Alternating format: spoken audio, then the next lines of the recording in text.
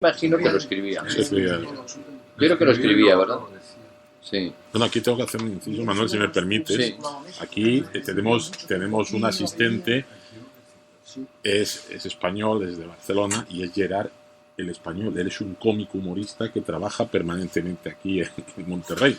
Él, que por cierto, el otro día vaya susto nos diste, compañero.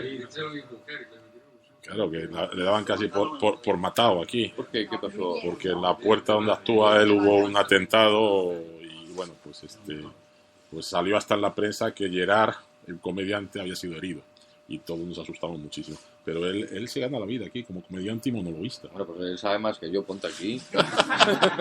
¿Qué hago yo aquí? Porque todo lo que comentas, o sea, pues, conmigo tiene relación, ¿no? Pues yo te paso monólogos por si te valen, te lo regalo, haz lo que quieras. Habría que adaptarlo aquí un poquito para sí, Claro, ese es otro. Sí, pero no creas, mira, eso es curioso. Yo, aquí en México, sinceramente me encuentro igual que en casa con la gente. No noto ninguna diferencia. Quitando los tiros que dan por la calle, lo demás, igualito.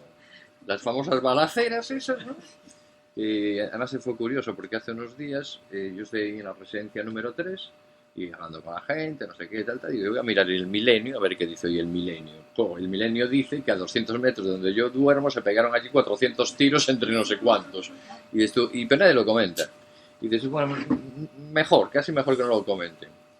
Pues yo os paso eso y no creáis que es necesario, creo que no es necesario adaptar mucho. Lo que sí es cierto es que el sentido del humor en unos países cambian a otros, ¿no? Y lo que hablabas de los monologuistas, pues eso, son compañías, actores como vosotros, que igual estuvisteis en compañías, no se puede mantener. Y bueno, y vas tú, pues vienes a ser tú una propia compañía de teatro. Y en esto de los monologuistas, a mí hay una cosa que me gusta y hay una cosa buena y otra cosa que no me gusta tanto. Bueno, les doy mucho mérito salir al escenario, porque, o sea, que tú pagues algo y que te hagan reír, y si no te hacen reír, dices, oye, devuélveme el dinero, porque este es un torpe, o sea, y con intereses, porque mira, encima me aburre. Pero hay muchos monologuistas que hacen un monólogo propio, pero que no hacen referencia a cosas, por ejemplo, de la televisión, que muchas veces, si tú no has visto esa película o eso, dicen, como Menganito, pero no sabes quién es, ¿no? Porque no has visto eso. Yo eso lo veo mucho en España, ocurre mucho, y aquí me imagino igual, que muchos monologuistas, o cuando es el fin de año, hacen cosas de humor. ¿Y qué ocurre? Que hacen una referencia pues a películas, a series o tal, que si no las has visto, pues no te enteras de lo que quieres decir. A mí me gusta más el monologuista que no se apoya en eso, porque el apoyarte en eso ya no es tan auténtico. O sea, ya no es el 100% tuyo, sino que una parte es de eso. Y a mí, pero a los monologuistas, la verdad que les doy mucho mérito a lo que hacen. No, y ahí lo que decía este señor de Gila, yo creo que fue uno de los humoristas y monologuistas principales en España, ¿no? Y que, como bien decía Octavio, él generaba porque lo ha dicho en varias ocasiones, generaba sus guiones y no tenía referencia, bueno, este del teléfono, de la guerra, de que paren la guerra, de que me han vendido, no tiene agujeros el cañón, cosas tan absurdas, que también tú describes mucho del absurdo. Sí. Pues sí, la verdad es que fue uno de los principales. Creo que Yo iba a comentar respecto a lo que estás diciendo de cómo el humor tiene que ver con un contexto y con el conocimiento de quien lo escucha o la experiencia que tiene. Gila, yo creo que en mi generación, que ya estoy frisando los 70, ¿verdad? Pero cuando teníamos 15 años, aquí en Monterrey éramos beisbolistas, no existía el fútbol, el soccer. Y entonces, yo no sé cómo Gila hizo un monólogo narrando un juego de béisbol y nos torcíamos de la risa porque pues, sabíamos de lo que estaba hablando, pero con el lenguaje de ustedes y las palabras de ustedes, ¿no? Entonces, eso lo pasaron en el radio una vez y otra vez y era un exitazo. Probablemente si ahorita lo pasan los muchachos de ahora, mis nietos, no entenderían por qué decía que salieron en pijamas al campo. Pijama. Claro, lo que dices tú tienes toda la razón. Es decir, si yo después os voy a leer aquí de este libro que he hecho, que seguro que este libro, que son greguerías, llevan un título y una frase de humor, ¿no? Yo estoy convencido que si este libro yo lo hiciera aquí en México, pues pondría cosas del argot mexicano que sería más sencillo que para que vosotros pillarais esa ironía. El estar en un país, el dominar el idioma del país y sobre todo la jerga y conocer cómo funciona el personal, te resulta después más sencillo a la hora de escribir cualquier cosa de humor. El estar integrado en una sociedad, pues si yo aquí, por ejemplo, a veces oigo hablar a vosotros y cuando empezáis a hablar en jerga, es que digo, esto no es español, yo no entiendo nada. Había una que era, échale más tomate al taco. Te la bañaste. Te la bañaste. Claro, o sea, si vosotros empezáis a hablar en la jerga de tal, no, yo no me entero de nada.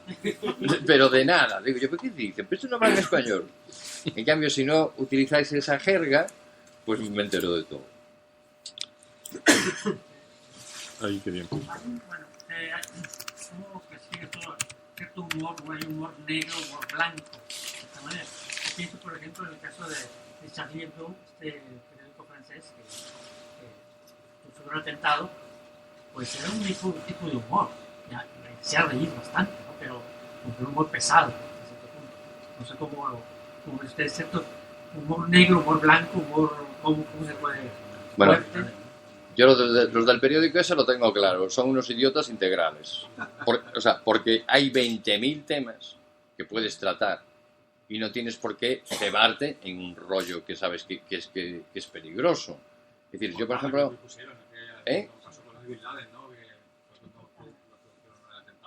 Sí, el de... ¿Cómo se llama el periódico? Sí, no recuerdo, pero... Yo soy... ¿Qué va a ser?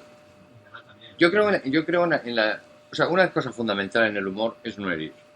Eso es fundamental, no herir. Es decir, hay temas que, por ejemplo, yo una vez escribí un artículo de...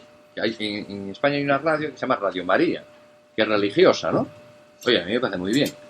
Pero resulta que Radio María, tú no la conectas, sino porque te coincide, te ponen un rosario. Claro, tú vas desde aquí a México, a México ciudad, oyendo un rosario y te matas por la carretera porque te duermes, ¿no? Pues con el soniquete. Bueno, pues yo escribí una cosa solamente de eso, del soniquete, y la gente empezó a interpretar unas cosas rarísimas, que si no creía en Dios, que si se me metía con la Virgen, y yo decía, que no, hombre, que es el soniquete solamente del rosario. Y lo que dices tú de estos franceses, para mí, es decir, yo creo en la libertad de expresión. O sea, yo, por ejemplo, imagínate, vivo aquí y tengo un vecino que es musulmán, ¿no? Bueno, yo quiero hacer un artículo, es más, me escribieron un día en el blog, me dice un lector, oye, ¿por qué no escribes algo sobre Mahoma? Y yo pensé, bueno, lo que quiero es que me maten, ¿no? Yo pensé para mí, qué buenos lectores tengo. Entonces escribí uno sobre Mahoma, pero sobre el turbante, diciendo que el turbante es genial porque pasas frío y te abrigas con él y tal, pero no me metía en cosas religiosas, sino que hablaba una estupideces sobre el turbante. Es decir, yo creo en la libertad de expresión de que si hay un vecino que es musulmán y yo quiero escribir, por ejemplo, eso del turbante, pues lo escribo. Pero tú imagínate que mañana, pues el señor este musulmán me dice, oye, no me gustó, no sé qué. Pues yo mañana no cojo y digo, voy a hacer otro artículo de tal. Y que me diga, oye, mira tal, y digo, ah, sí, pues voy a hacer otro tal, que es lo que han hecho esa revista. Aparte de que esa revista, que yo la he visto muchas cosas, hay muchos que de humor no tienen nada. Simplemente es una faltada por faltar al Corán, a los musulmanes, a los árabes, y le ponen un dibujo para disimular. Es decir, yo con esto no quiero decir que esté bien que le peguen unos tiros, ni mucho menos, quiero decir.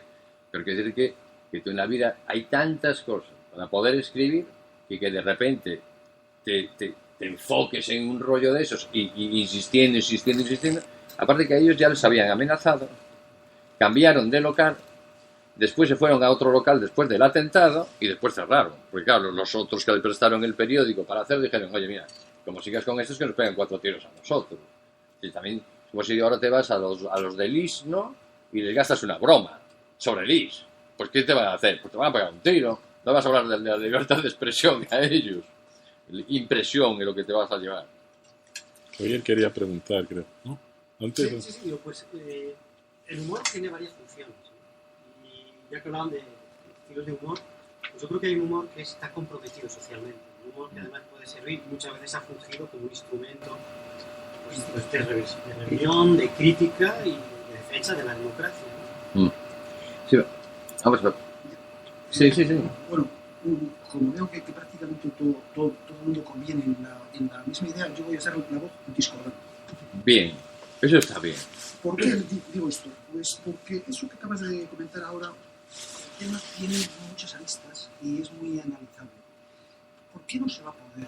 Pues Gila, efectivamente, jugaba, porque era un juego y nos hacía reír, y mucho, con un talento excepcional, sobre algo tan terrible, tan dramático como es la guerra. Está el enemigo, ¿cuándo nos va a atacar? Hombre, cuando sabemos que una guerra es terrible, dramática, muertes, dolor, tal, y sin embargo bromeaba y nos hacía reír sobre ese tema. Mi planteamiento es que si hay algo sagrado de verdad que todos tenemos que preservar es la libertad de expresión. Y como libertad, y en España lo hemos vivido por el tema de la dictadura tantos años, hemos visto como en aras de algo que tú has dicho ahora, había temas tabús e intocables. Yo creo que hombre, pues hablamos efectivamente hay unas líneas rojas, como puede ser la pederastia, como puede ser tal, pero tocado con gusto, con excelencia, salvo efectivamente esas líneas rojas, que serían 4, no más, sí. Todo se tiene que tocar. Hoy no podemos plegarnos a que sobre el mundo árabe no podamos hablar. Porque mira, has sacado el tema religioso. Hay una película que es fantástica, espectacular, además es un clásico ya de cine de humor mundialmente retratado, que es La vida de Brian. Y la vida de Brian está tocando un tema sacrosanto. La virginidad de María, la vida de Jesús, en fin. Y bueno, es más, lejos de verlo como algo terrible y dramático, nos hemos reído muchísimo. Yo, particularmente, yo creo que es la película en que más me he reído en mi vida. Yo me suelo sonreír.